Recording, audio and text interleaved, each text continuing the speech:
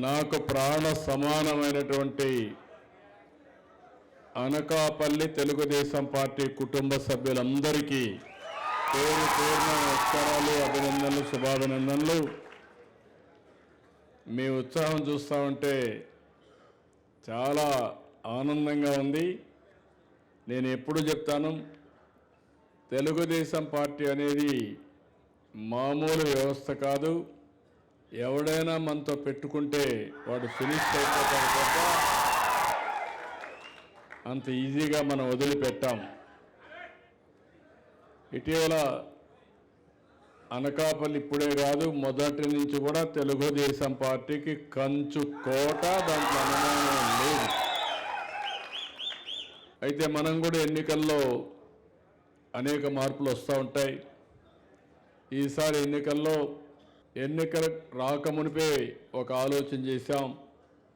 ఈ రాష్ట్రంలో ఒక దుష్ట పాలన ఉంది, రాష్ట్రాన్ని భ్రష్టు పట్టించారు, ఈ రాష్ట్రాన్ని పునర్నిర్మాణం చేయాలి.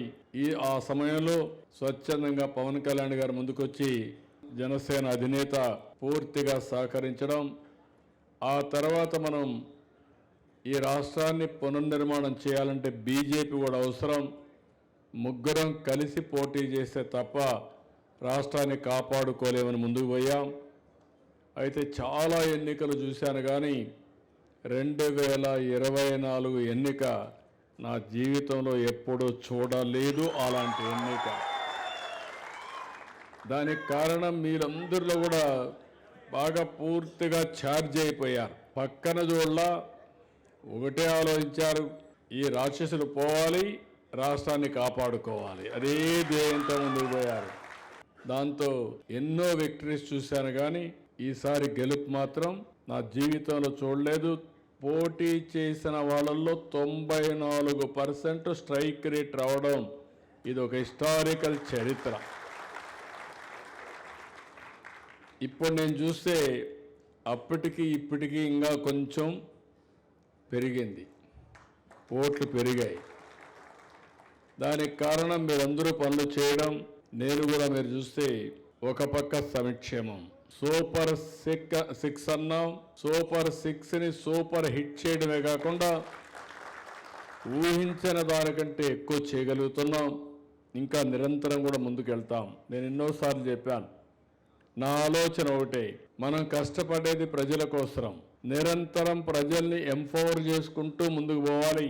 అందుకని నేను ఏమాత్రం కూడా ఎన్ని ఇబ్బందులున్నా చెప్పిన మాట నిలబెట్టుకోవడానికి ముందుకు పోయాం. ఇంకొక పక్కన మన బ్రాండే మీరు చూస్తే అభివృద్ధి, ఒక పక్క సంక్షేమం, ఇంకొక పక్క అభివృద్ధి. అభివృద్ధిలో మీరు చూస్తే గడిచిన 1.5 సంవత్సరాల్లో దగ్గర 18 నెలల్లో 21 లక్షల కోట్ల రూపాయల పెట్టుబడి వచ్చిందంటే అది మన బ్రాండ్. ఈ రెండు వచ్చిన తర్వాత నేను సుపరిపాలన, నేను ఎప్పుడూ మాట్లాడుతూ ఉంటాను. నన్ను చూడంగానే ప్రతి ఒక్కరిలో ఒక నమ్మకం వస్తుంది ఇండస్ట్రీలో. మొన్నే విశాఖపట్నంలో మీరు చూశారు. అందులో మీరు చూస్తే ఒకప్పుడు ఈజ్ ఆఫ్ డూయింగ్ బిజినెస్ మాట్లాడాం, ఇప్పుడు స్పీడ్ ఆఫ్ డూయింగ్ బిజినెస్ మాట్లాడుతున్నాం. నిన్న కలెక్టర్స్ కాన్ఫరెన్స్లో స్పీడ్ ఆఫ్ డూయింగ్ బిజినెస్ నుంచి speed of doing delivering governance, అంటే స్పీడ్ ఆఫ్ డెలివరింగ్ గవర్నెన్స్ అంటే ఎవరు ఎక్కడున్నా రియల్ టైంలో ఏ పని కావాలన్నా చేసి పెట్టే బాధ్యత, ₹1 అవినీతి లేకుండా సేవలు అందించే బాధ్యత ఈ ప్రభుత్వం ఇస్తామని చాలా స్పష్టంగా నేను హామీ ఇచ్చాను. రాబోయే 1 సంవత్సరంలో మీరు చూస్తారు, అన్ని సర్వీసులు ఆన్లైన్లో ఉంటాయి, ఇచ్చే బెనిఫిట్స్ అన్నీ కూడా పర్ఫెక్ట్గా ఉంటాయి, ఎక్కడా లిటిగేషన్ ఉండదు.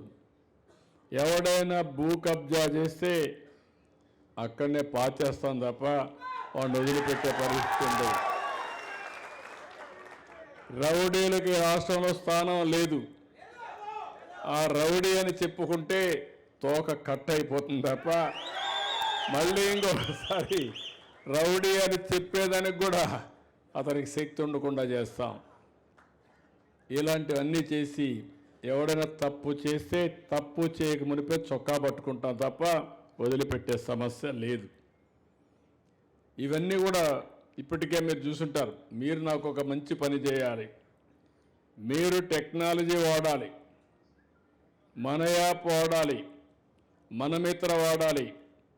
మీరందరూ కూడా ప్రభుత్వం చేసేది అర్థం చేసుకోవాలి, పార్టీ చేసేది అర్థం చేసుకోవాలి. మీరు ఛాంపియన్స్గా ఉండాలి. మీరు ఛాంపియన్స్గా ఉండి ప్రజల్లో కానీ చేయగలిగితే మనకు చాలా వరకు పని తగ్గిపోతుంది. రెండోది, ఎన్నికల ముందు మీరందరూ హామీ ఇచ్చారు. నేను ఒక మాట చెప్పాను, మనం వస్తానే సూపర్ 6 ఇస్తామని చెప్పాను. దాని వివరాలు ఇంటింటికి పోయి చెప్పమన్నాను. మీరు పోయి చెప్పారు, ఇంటింటికి పోయి చెప్పారు, మెప్పించారు. దాని ఫలితమే ఓట్లు వచ్చాయి. కానీ ఈరోజు మీరు చేయాల్సింది ఏదైతే అమలు చేస్తున్నామో అమలు చేసే దాంట్లో మీరు భాగస్వాములు కావాలి. అంటే మీరు ఇంట్లో పడుకున్నారనుకోండి, ఇప్పుడు చెప్పారు, ఇచ్చాం, మీరు కనపడరు. కనపడకపోతే ఏంటి, ప్రజలకు మిమ్మల్ని మర్చిపోతారు. మన కష్టం కూడా ఫలించే పరిస్థితి రాదు. అందుకే ఇటీవల కాలంలో మీ అందరికీ మెసేజ్ ఇస్తున్నా. పార్టీని కూడా మీరు చూస్తే చాలా సిస్టమేటిక్గా పనిచేసే వాళ్ళ కోసం నేను ఎత్తుక్కుంటా వస్తానని చెప్పా. ఈరోజు ఎత్తుక్కుంటా రావడమే కాదు, పని చేసే వాళ్ళకే దండేస్తున్నాను తప్ప పని చేయని వాళ్ళకి దండేసే పరిస్థితి లేదు. దానికి కూడా శ్రీకారం చుట్టాం. రెండోది, మీతో ఉంటానని చెప్పాను, ముందు మాదిరిగా ఉండదని చెప్పాను. ఈరోజు ఎన్ని ఇబ్బందులున్నా నేను ఏ జిల్లాకు వచ్చినా జిల్లాలో ప్రజలతో 2-3 గంటలు స్పెండ్ చేస్తే నా కుటుంబ సభ్యులతో 1 గంట అయినా సరే మినిమం స్పెండ్ చేసే వెళుతున్నా. నేను కానీ ప్రధాన కార్యదర్శి కానీ నాయకులం కానీ అందరం కూడా ఒక పద్ధతి పెట్టుకున్నాం. దీనివల్ల ఈరోజు మార్నింగ్ అయితే నాకు ఎంతో సంతోషం కలిగింది. ఎయిర్పోర్ట్లో లైన్ నిలబడుకొని నాకు స్వాగతం పలికిన వాళ్ళందరినీ మాట్లాడుతూ వస్తే, నేను మార్కెట్ కమిటీ చైర్మన్గా ఉన్నా, డైరెక్టర్గా ఉన్నా, లేదంటే గౌరవ కార్పొరేషన్లో ఉన్నా, లేదంటే ఇంకో కార్పొరేషన్ ఉన్నాని ప్రతి ఒక్కరూ మీ హోదా నాకు గుర్తు చేశారంటే నేను గర్వపడుతున్నా. అది ఈసారి మార్పు. రోజంతా పనిచేస్తాను, మళ్ళీ సాయంత్రం ఒక 2 గంటలు పార్టీ విషయం ఆలోచించి ఏమి పెండింగ్ ఉన్నాయో అవన్నీ కూడా పెండింగ్ అన్నీ క్లియర్ చేయడమే కాకుండా ప్రతి ఒక్క నిర్ణయంలో నా ముద్ర ఉంటుందని మరొక్కసారి మీ అందరికీ విజ్ఞప్తి చేస్తున్నా. నేను రాజకీయం చేసినంత వరకు ఎవ్వడు మన జోలికి కూడా రాలేడు. నేను రాజకీయం చేయడం మానేస్తే అక్కడి నుంచి తోకలు పుట్టుకొస్తాయి. నేను మిమ్మల్ని పట్టించుకోకపోతే మీరు కూడా అలకబోంతారు. కానీ మీరు ఎక్కడికి పోరు, కానీ పని చేయరు. వేరే జెండా పట్టుకోరు, కాడి పడేస్తారు. మీరు కాడి పడేస్తే పార్టీకి ప్రమాదం వస్తుంది. మీరు యాక్టివ్గా ఉన్నంత వరకు ఎవ్వడు ఏ శక్తి కూడా ఈ రాష్ట్రంలో ఏమీ చేయలేరు. అది మాత్రం వాస్తవం. ఇలాంటివన్నీ చేసుకుంటూ నేను ఈసారి ఇంకొక విషయం కూడా మీకు చెప్పాలి. నేను వారానికి 2 గంటలు రాష్ట్ర స్థాయి నుంచి గ్రామ స్థాయి వరకు నాయకులు ఎట్లా పనిచేస్తున్నారో మీ జాతకాలన్నీ ఆన్లైన్లో చదువుకుంటున్నా. అదే మరిగా మండే అయితే సెక్రటరియట్కి పోయి రియల్ టైం గవర్నెన్స్, అక్కడ ప్రభుత్వ అధికారుల జాతకం అంతా ఒకసారి చదువుకుంటున్నా. ఈ 2 చదువుకొని పార్టీ పెరిగిందా తరిగిందా, పెరిగితే ఎవరు కాంట్రిబ్యూషను, తగ్గితే ఎవరి వల్ల తగ్గింది. తగ్గిన వాళ్ళకు మామూలుగా చెప్తా, పార్టీ వాళ్ళైతే తప్పదు నాకు మీకు చెప్తా, వినకపోతే కొంచెం గట్టిగా చెప్తా. అప్పుడు కూడా వినకపోతే తమ్ముళ్ళు దారికి వచ్చే వరకు దూరంగా పెడతా. దారికి వచ్చిన తర్వాత మళ్ళీ ముందుకు తీసుకుపోతా. ఎందుకంటే మీరు గుర్తుపెట్టుకోవాలి, జీవితంలో ఇంకొకసారి తెలుగుదేశం పార్టీ ఓడిపోయిందనే అపవాదు మనకు రాకూడదు, రాదు. దీర్ఘకాలంలో మనం అధికారంలో ఉంటే రాష్ట్రానికి సమాజానికి చాలా మేలు. మీ గౌరవానికి అది ఎంతో అవసరం. మనం అందరం పనిచేసేది ఇన్ని సంవత్సరాలుగా నేను చూసా. ఏ పార్టీకి లేనటువంటి కార్యకర్తలు మన పార్టీకి ఉండడం. రెండోది, సొంత ఆస్తులు కరగబెట్టుకొని, లేకపోతే ఎన్ని ఇబ్బందులు వచ్చినా అధిగమించి, ఒక్కోసారి కొన్నిసార్లు అయితే ఆస్తులు పోగొట్టుకొని పార్టీ జెండా మోసిన కార్యకర్తలు నా జీవితంలో ఎప్పుడూ మర్చిపోలేను. అదే సమయంలో మీరు ఒక్కసారి ఆలోచిస్తే పార్టీ కూడా అనేక సంక్షేమ కార్యక్రమాలు పార్టీ కార్యకర్తలు తీసుకొచ్చాం. నిన్న ఈ సంవత్సరం కూడా దగ్గర ఇప్పటికే 33 కోట్ల రూపాయలు ఇన్సూరెన్స్ కింద మీకు డబ్బులు ఇచ్చాం. అదే మరి కాలేజ్ సీట్లు ఇస్తున్నాం. మన కార్యకర్తలు వచ్చినప్పుడు నేను ఒకటే చెప్పా, దానికి హద్దులు లేకుండా నా కార్యకర్త అనారోగ్యం పాలైతే పూర్తిగా కాపాడుకునే బాధ్యత నేను తీసుకుంటున్నానని చెప్పి కూడా నేను మీకు తెలియజేస్తున్నా. రేపు రాబోయే రోజుల్లో 1 ఫ్యామిలీ 1 ఆంటర్‌ప్రెన్యూర్ అన్నాం. 1 ఫ్యామిలీ 1 ఆంటర్‌ప్రెన్యూర్ అన్నప్పుడు దాంట్లో కూడా మనం అగ్రస్థానంలో ఉండాలి. అగ్రస్థానంలో ఉండాలంటే మీలో అలాంటి ఆలోచన ఉండే వ్యక్తులందరూ కూడా శ్రద్ధ చూపిస్తే వాళ్ళందరికీ హ్యాండ్ హోల్డింగ్ కానీ, ట్రైనింగ్ కానీ, అవసరమైతే కోఆర్డినేషన్ కానీ ఏం చేయాలో అవన్నీ చేస్తాం. ఇప్పుడు పార్టీ ఆఫీస్లో 2 ట్రైనింగ్లు కార్యక్రమాలు జరుగుతాయి. ఒక ట్రైనింగ్ ప్రోగ్రాం మిమ్మల్ని రాజకీయ నాయకులుగా తయారు చేయడం, సమర్థవంతమైన రాజకీయ నాయకుడిగా తయారు చేయడం. రెండోది ఆర్థిక పరిపుష్టి పెంచే విధంగా మీ దగ్గర నుంచి 1 ఫ్యామిలీ 1 ఆంటర్‌ప్రెన్యూర్ ఎంఎస్ఎంఈకి ప్రాధాన్యత ఇవ్వడం. ఈరోజు మీ జిల్లా ఉంది, అనకాపల్లి జిల్లా, విశాఖపట్నం ఉంది. ఈరోజు విశాఖపట్నం, అనకాపల్లి జిల్లా నెక్స్ట్ లెవెల్కి వెళ్తుంది. 10 సంవత్సరాల్లో మీరు ఊహించిన విధంగా ఈ 2 జిల్లాల్ని అభివృద్ధి చేసే బాధ్యత నేను తీసుకుంటున్నాను. ఒక గూగుల్, ఒక కాగ్నిజెంట్, ఒక టీసీఎస్, ఒక ఆర్సీఆర్ మిత్తల్, ఒక పక్కన ఎన్టీపీసీ, ఒక పక్కన టూరిజం, 1-2 కాదు, ఆకాశమే హద్దుగా మనం అభివృద్ధి కార్యక్రమాలు చేసే పరిస్థితికి వస్తున్నాం. ఈ అభివృద్ధి కార్యక్రమాలు వచ్చినప్పుడు దాంట్లో భాగస్వాములు కావాలి. నేను ఒక విజన్ ఇచ్చాను, గుర్తుపెట్టుకోవాలి మీరందరూ. విజన్ 2047. ఎన్నేండ్లు? ఇప్పుడు 25 అయింది, 26కి వచ్చాం. ఎగ్జాక్ట్గా రాబోయే 21 సంవత్సరాల 6 నెలల్లో నేను చెప్పిన విజన్ మీరు చూస్తారు. అందులో నేను చెప్పింది ఇప్పుడు 3 లక్షల రూపాయలు తలసరి ఆదాయం ఆవరేజ్న స్టేట్లో. అది 47కి 55 లక్షల రూపాయలు అవుతుంది తలసరి ఆదాయం. కొంతమందికి ఎక్కువ ఉంటుంది, కొంతమంది తక్కువ ఉంటుంది. ఇప్పుడు మీరున్నారు ఇక్కడ, ఈ ఏరియాలో భూమి ఉంది. ఒకప్పుడు 5 ఎకరాలు ఉంటే ఈ 5 లక్షలు 2 లక్షలు ఉండేది. రాబోయే రోజుల్లో 1 కోటి, 2 కోట్లు, 5 కోట్లు పెరిగే పరిస్థితికి వస్తుంది. ఆటోమేటిక్గా ప్రతి ఒక్కరికి కూడా ఆదాయాన్ని పెంచుకునే మార్గాలు వస్తాయి. ఇప్పుడు ఇక్కడ ఆర్సీఆర్ మిత్తల్ ఉంది. నేను డౌన్ స్ట్రీమ్ ఇండస్ట్రీస్ అన్ని పెట్టిస్తాం. ఎవరైనా అలాంటి ఆలోచన ఉండే వాళ్ళని అందులో పెట్టి మనం కూడా పికప్ చేస్తే, ఒకటి కాదు ఇలాంటి అనేకమైన ఆలోచనలు తీసుకొస్తా, దాన్ని ఉపయోగించుకునే బాధ్యత మీదని చెప్పి మరొకసారి తెలియజేసుకుంటూ, ఇక్కడ నేను చూశాను, ఒక విధంగా చూస్తే డిఫరెంట్ సర్వీస్లో డిఫరెంట్గా చెప్తున్నాయి.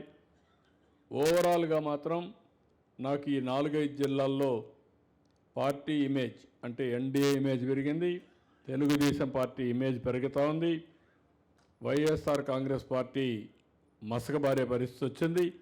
అట్లని చెప్పి ఓవర్ కాన్ఫిడెంట్ మాత్రం ఉండడానికి వీలు లేదు. నేను మాత్రం చాలా జాగ్రత్తగా ఎప్పటికప్పుడు ఇవన్నీ కూడా అధ్యయనం చేసుకుంటూనే ఇక్కడ పార్టీ ఇన్ఛార్జి కూడా చెప్తున్న గోవింద్ గారికి, మనం అందరం కూడా ఇంకోటి కూడా గుర్తుపెట్టుకోవాలి, రేపు రాబోయే రోజుల్లో కూడా ఎన్డీఏ ఉంటుంది. అనేక సార్లు మన పవన్ కళ్యాణ్ గారు చెప్పినట్టు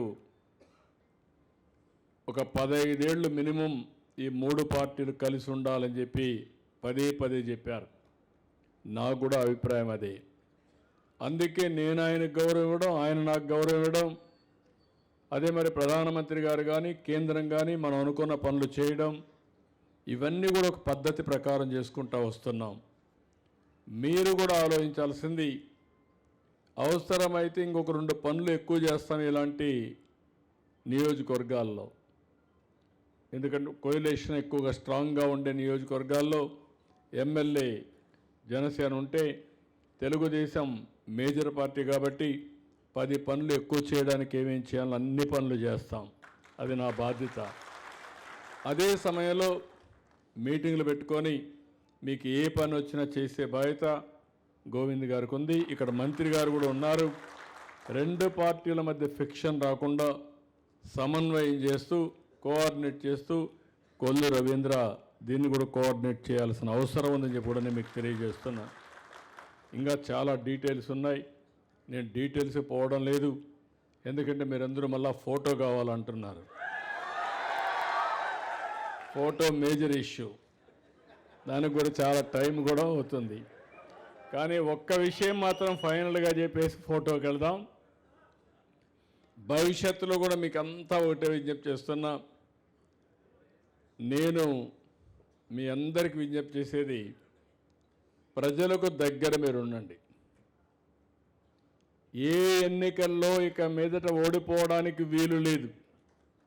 అది వార్డు కావచ్చు, పంచాయతీలో వార్డు కావచ్చు, మున్సిపాలిటీలో కౌన్సిలర్ కావచ్చు, అన్నీ మనమే గెలవాలి. గెలవాలి అంటే అనునిత్యం ప్రజలతో మీరు సంబంధాలు పెట్టుకోవాలి. అవుట్ రీచ్ కానీ, కమ్యూనికేషన్ కానీ, నెట్వర్క్ కానీ, సోషల్ మీడియా కానీ మీరు చేసుకోవాలి. అది మీరు చేసుకుంటూ ఉంటే మీరు ప్రజల్లో పరపతి పెంచండి. మీ పరపతి పెంచే బాధ్యత నాది. మీరు మాత్రం ప్రజల్లోకి పోకుండా నాకు గౌరవం ఇవ్వమంటే, నా దగ్గరకు వచ్చి నా ప్రదర్శన చేస్తే నేను మాత్రం అలాంటి వాళ్ళని క్లియర్ కట్గా దూరంగా ఉంటా. కాబట్టి ఇప్పటి నుంచి ఇప్పటికే మీరు చూసుంటారు, పదవులు ఇచ్చేటప్పుడు 100 సార్లు ఆలోచిస్తున్నా. మీ ఫోటోలు కూడా చూసుకుంటున్నా. అందుకే ఒకసారి వచ్చినప్పుడు మళ్ళీ ఒకసారి రీకలెక్ట్ చేసుకుంటా ఉంటా. ఫోటో, హిస్టరీ, జాతకం, పర్ఫార్మెన్స్, పబ్లిక్ ఫీడ్బ్యాక్. మొన్న మీరు చూస్తే ఇప్పుడు కూడా వచ్చి ఉంటాయి మీకు. నా మీద వచ్చింది నేను అడిగా, ఎమ్మెల్యే మీద అడిగాం, ఎంపీని అడుగుతాం, కలెక్టర్ని అడుగుతాం. మీరిచ్చే ఇన్ఫర్మేషన్ ఒక 12-14 ఇన్ఫర్మేషన్ తెప్పించి అన్నీ బేరీ చేసుకొని వడగట్టి ఎవరు సమర్థులు, ఎవరి వల్ల నష్టం వస్తుంది, లాభం వస్తుంది, 2 చేసి రాబోయే 6 నెలల్లో యాక్షన్ ప్లాన్ తయారు చేసుకున్నాం. నేను ఒకటే చెప్తున్నా, ఎమ్మెల్యేలకు కూడా చెప్పాను, నేనేదో ఎలక్షన్ అప్పుడే మీతో మాట్లాడతాను లేదు. మీరు తప్పు చేస్తే ఇప్పుడే చెప్తా, అప్పుడు కూడా నా మాట వినకపోతే కంట్రోల్ చేస్తా, కంట్రోల్ చేయకపోతే రామ్ రామ్ అని నమస్కారం పెడతా. నాకేం బాధ లేదు. అంత ఫర్మ్గా ఉండి పార్టీని కాపాడుకుందాం. పార్టీని కాపాడుకోవడమే కాకుండా ఎప్పటికప్పుడు ప్రజల్లో చూశాను. ఈరోజు కూడా స్వచ్ఛ ఆంధ్రప్రదేశ్కి వస్తే బ్రహ్మాండమైన రెస్పాన్స్. అంటే నాకు కూడా ఒక సాటిస్ఫాక్షన్. రాబోయే 3 నెలల్లో 4 నెలల్లో మ్యాక్సిమం 1 ఇయర్లో ఈ రాష్ట్రం మొత్తం ఇంట్లో ఉండే చెత్తను పొడి చెత్త, తడి చెత్తగా మార్చి అక్కడి నుంచి కాంపోస్ట్ కానీ లేకపోతే ఈ చెత్తను తీసుకుపోయి కరెంటు తయారు చేసుకొని ప్రతి ఒక్క ఊరు, ప్రతి ఒక్క గ్రామం ఒక పరిశుభ్రమైన గ్రామంగా తయారు చేసుకుంటున్నారు. అనేకమైన వినూత్నమైన కార్యక్రమాలు తీసుకొచ్చాం. దీనివల్ల రాబోయే రోజుల పొలాల్లో ఉండే గడ్డి దగ్గర నుంచి సర్క్యులర్ ఎకానమీలో ఎలక్ట్రానిక్ వేస్ట్ దగ్గర నుంచి everything how to convert it అనేది సర్క్యులర్ ఎకానమీ ద్వారా ముందుకు పోతున్నాం. ఇది చేయగలిగితే నేను ఎప్పుడో 3 డికేడ్స్ ముందు స్టార్ట్ చేశాను. పచ్చదనం, పరిశుభ్రం. అదే మరి నీరు మీరు అనే కార్యక్రమాలు ఈరోజు మీరు చూస్తున్నారు. నీరు మీరు కార్యక్రమం రేపు తొందరలోనే విశాఖపట్నం వరకు ఉత్తరాంధ్ర సుజల స్రవంతి వస్తుంది. ఇది శ్రీకాకుళం వరకు తీసుకెళ్తాం. ఈ సంవత్సరం 2-3 నెలల్లోనే ఈ నీళ్లు తీసుకొచ్చే బాధ్యత తీసుకుంటాం. ఫైనల్గా మిమ్మల్ని కోరేది, మళ్ళీ విజ్ఞప్తి చేస్తున్నా, ట్రెమెండస్ అభివృద్ధి చేస్తున్నాం. నా జీవితంలో నేను ఊహించినటువంటి అభివృద్ధి చేయగలుగుతున్నాం. అదే సమయంలో మిమ్మల్ని కోరేది దీన్ని ఓట్లుగా మార్చే బాధ్యత మీది. మొన్న మనకు వచ్చింది 57% ఓట్లు వచ్చాయి. 94% స్ట్రైకింగ్ రేట్ వచ్చింది. ఒక 4-5% పెంచితే 100 సీట్లు మనమే గెలుస్తాం. ఎప్పుడు కూడా వై నాట్ ఎవ్రీథింగ్ మనం మంచి పని చేసినప్పుడు అన్నీ గెలవాలని లక్ష్యంగా పెట్టుకుంటాం. నేను గవర్నమెంట్ కూడా డ్రైవ్ చేస్తున్నా 70-80% సాటిస్ఫాక్షన్ లెవెల్ ఉండాలని. ఇప్పుడు 70%కి రీచ్ అయ్యాం. ఇంకొక 10% రీచ్ కావాలి. ఏదైనా ఒక సేవలో కానీ వెనకానుంటే, ఒక యూనిట్లో వెనకానుంటే అక్కడ ఏం జరుగుతూ ఉందో అధ్యయనం చేసి దాన్ని కరెక్టివ్ మెజర్స్ తీసుకుంటున్నాం. మీకు కూడా అంతే. పొలిటికల్గా పలాని ఊరిలో పలాని యూనిట్లో నష్టం వస్తుందంటే ఎందుకు వస్తుందో అధ్యయనం చేస్తా. పలాని బూత్లో నష్టం వస్తుందంటే ఆ బూత్ కూడా అధ్యయనం చేస్తా. ఒకవేళ ఆ బూత్లో ఉండే వ్యక్తి సమర్థుడు కాకపోతే సమర్థుడు ఎక్కడున్నాడో ఎతికి అతన్ని పెడతాం. ఆ విధంగా ఎక్కడ కూడా వీక్ లింక్స్ లేకుండా మొత్తం స్ట్రెంగ్తన్ చేసుకుంటే, రీస్ట్రక్చర్ చేసుకుంటే మనకు ఇంకా ఓటమి సమస్య ఉండదు. ఇప్పటికి కూడా మీరు ఆలోచిస్తే 3-4 ఎన్నికలు నేను చూశాను. 3-4 ఎన్నికల్లో దగ్గర 4,800 బూతులు మనకు మైనస్ వచ్చాయి. 46,000 బూతుల్లో ఈ 4,800 బూతులు కానీ ఒక 60% కానీ పాజిటివ్గా వస్తే మనల్ని ఎవరు ఓడించలేరు. దానికి కూడా వర్కౌట్ చేస్తున్నాం. మళ్ళీ కాన్స్టిట్యూన్సీ డీలిమిటేషన్స్ కూడా ఉంటాయి. ఆ విషయం కూడా మీరు గుర్తుపెట్టుకోవాలి. మొన్నే గవర్నమెంట్ ఆఫ్ ఇండియా క్లారిటీ ఇచ్చారు. మళ్ళీ డీలిమిటేషన్స్ ఉంటాయి. మనకు కాన్స్టిట్యూన్సీ కూడా పెంచాలి. దానికి కూడా వర్కౌట్ చేస్తాం. అల్టిమేట్గా మిమ్మల్ని నేను కోరేది సమర్థుల్ని ఎంపిక చేసే బాధ్యత నాది, సమర్థులుగా తయారయ్యే బాధ్యత మీది. Thank you one and all. Good luck.